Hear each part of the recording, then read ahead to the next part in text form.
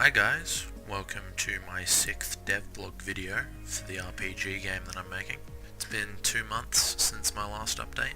The first of those 2 months, I didn't make a whole lot that is in the game right now, because after my last devlog, it was my plan to create a new area for the map that hasn't got a proper name, but I've just sort of called it Boat Town in my head, and the plan was for it to be a floating town, essentially, of airships that were all anchored together and had bridges connecting them so people could walk from one ship to the other, and it was all anchored to the wall itself.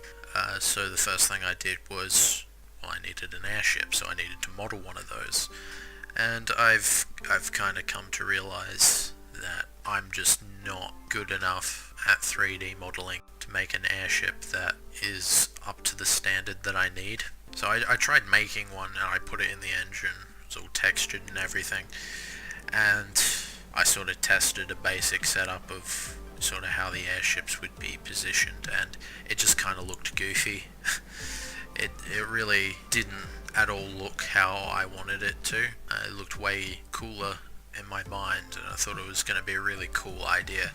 I'll still do it, but at some point where I can model way better and make like the props and decoration for this that will really sell it as a cool looking location in the game.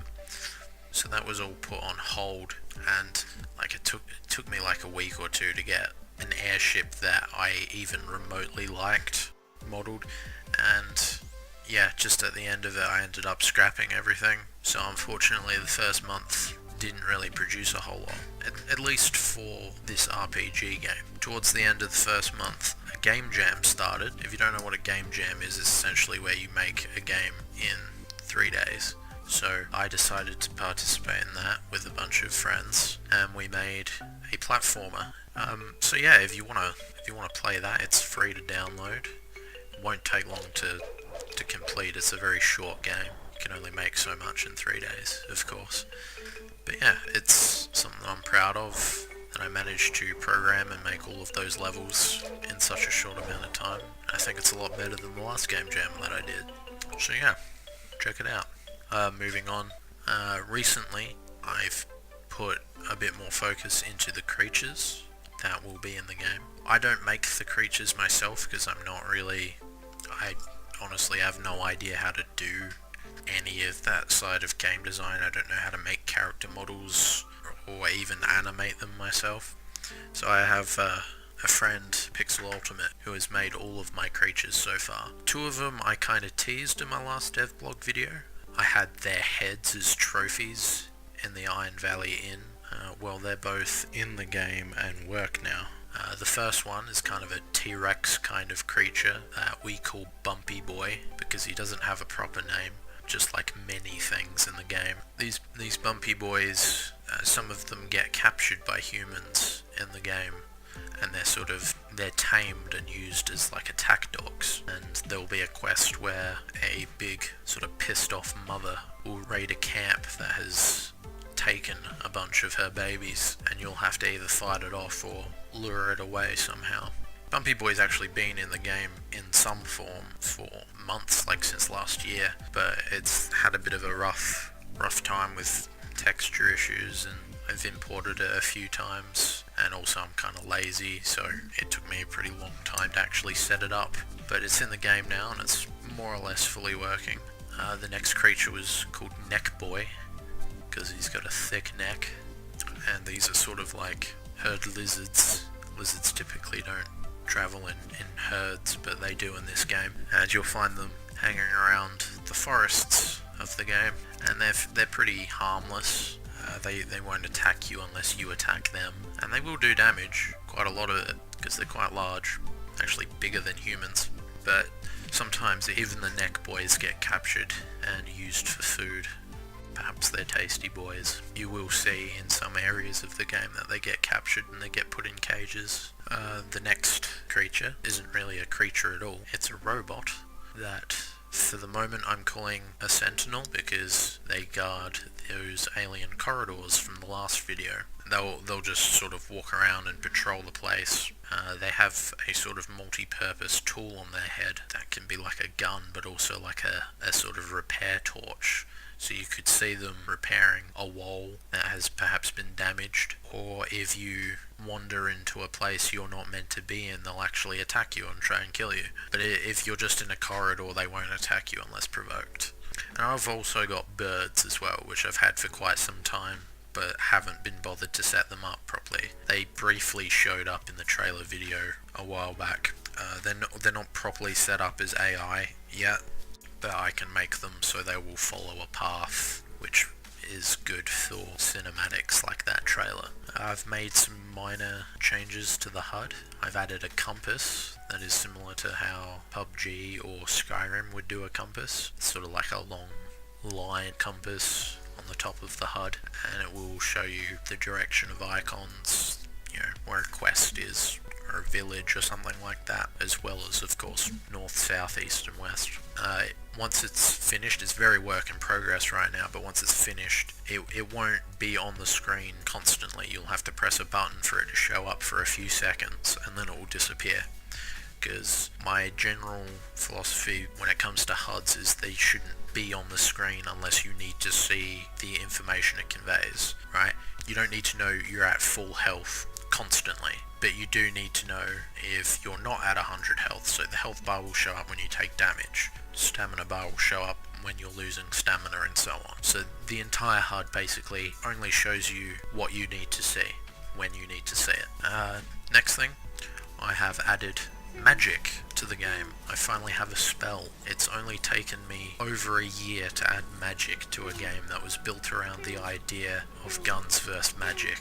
So better late than never, I guess. I do also have guns in the game. I don't think I've ever showed that before, but they are in the game. They've been in the game since October. Actually, I've just never showed them in a video because they don't work as well as I like them to. They're kind of dodgy. There's no like reload animation. There's no ammo. It's just something you pick up. It's got infinite ammo and you can shoot it in whatever direction. So it's a very basic gun, but I guess I'll show that as well since I'm bringing it up.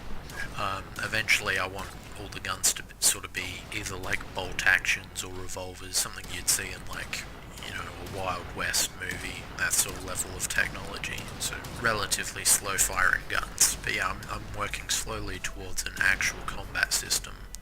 And once I've got that set up to my satisfaction, I'm going to try and release test builds of the game that'll just be a sort of a small map with like a village and a single bandit camp, and you'll just constantly go between them testing out the mechanics. So you can test out combat, you can test out quests, the shopping mechanics, conversations and stuff. It's just a very small concentrated version of the game, but I'm still a little ways off from that. I'm not ready to give any release dates for that. I don't like to give release dates because I never stick to self-imposed deadlines. I'm just really terrible like that. But eventually, not too far off from having this game playable for the general public. I've also changed the ocean shader in the game. Before I was using a different ocean shader that I got off the marketplace, which was alright, but it had a pretty big impact on performance and didn't look as good as I wanted it to. And I actually found a free ocean shader project online, which is pretty good, but it's really hard to implement into a project, and there's like no documentation for it that I've found so far. But once you get it into the game, it looks pretty damn good. And this ocean is actually infinite, unlike my old ocean. So no matter how far out you go with the flying camera, there will always be ocean. And it also comes with buoyancy, which the old shader didn't come with at all. So this is an all-round upgrade for it. It's a pretty small change, but I thought I'd mention it. So the last thing I've added is a new area to the game, which is just right around the corner from Iron Valley. It's a place called Aftok Ruins, and I didn't do any modelling for this. This was all from free assets from the marketplace. It's a mixture of the Paragon assets, Soul Cave assets, and a little bit of the Infinity Blade grasslands, and it all came together pretty well, I think. The Paragon assets especially are really good quality and are all generic looking enough that they could pass for ruins in pretty much any game, which I like about that. I was kind of concerned about those assets because they just came from some random game and were never intended to be released, but they released them because I guess Fortnite is more important to Epic Games now. I don't entirely sure what the circumstances were, but we have them now. But they actually work pretty well, and I gave them a go, and I think it looks pretty good in the game. There's not too much story behind this place yet. It's all I've got is, there's some ancient ruins. They were being studied by some archaeologist type people recently, but have been pulled away to other duties, so this place has again been abandoned, and now it's been taken over by bandits as sort of their base of operations. So this is essentially a bandit cave slash mini dungeon sort of area. It might actually be expanded upon in the future.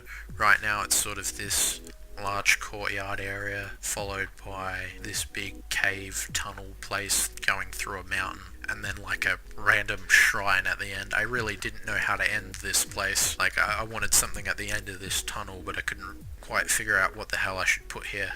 So for now there's just a sword in a stone. It's pretty generic and lame, but it's kind of just placeholder for now.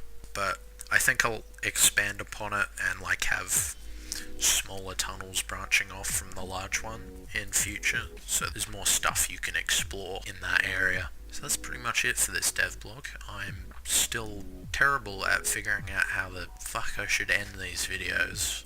I'm tired of the abrupt ending thing. I guess I'll just leave with some clips of the new area in the game for you to enjoy. If you want to keep up to date on the development of this game, feel free to subscribe, and I'll see you in the next devblog video in like a year's time.